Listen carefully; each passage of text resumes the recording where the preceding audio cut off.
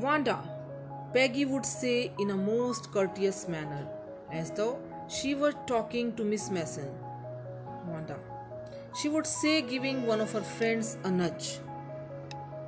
Tell us, how many dresses did you say you had hanging up in your closet? 100, Wanda would say. 100? Exclaimed all the little girls incredulously, and the little ones would stop playing hopscotch and listen. Yeah, 100.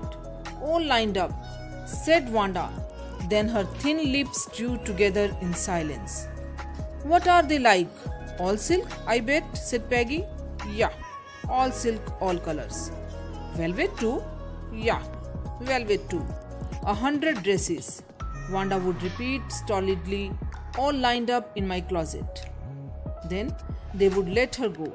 And then, before she had gone very far, they couldn't help bursting into shrieks and peals of laughter.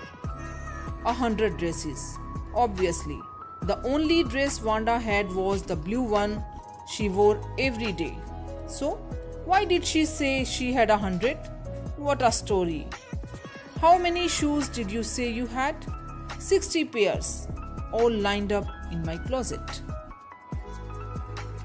Oh no, every pair is different, all colors, all lined up.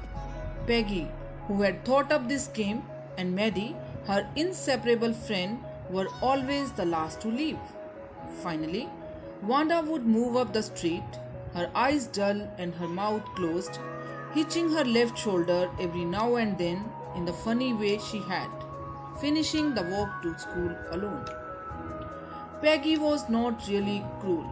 She protected small children from bullies, and she cried for hours if she saw an animal mistreated.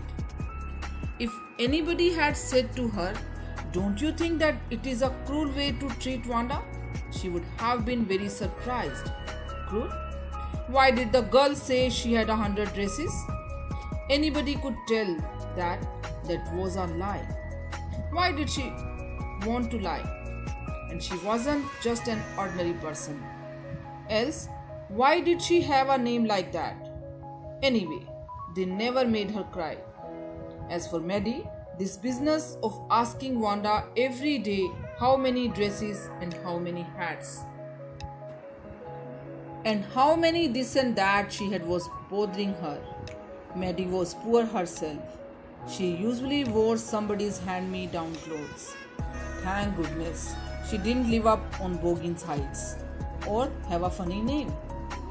Sometimes, when Peggy was asking Wanda those questions in that mocking polite voice, Maddie felt embarrassed and studied the marbles in the palm of her hand, rolling them around and saying nothing herself. Note that she felt sorry for Wanda. Exactly. She would never have paid any attention to Wanda if Peggy hadn't invented the dresses game. But suppose Peggy and all the others started in on her next. She wasn't as poor as Wanda, perhaps, but she was poor.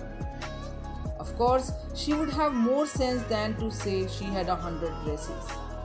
Still, she would not like for them to begin on her.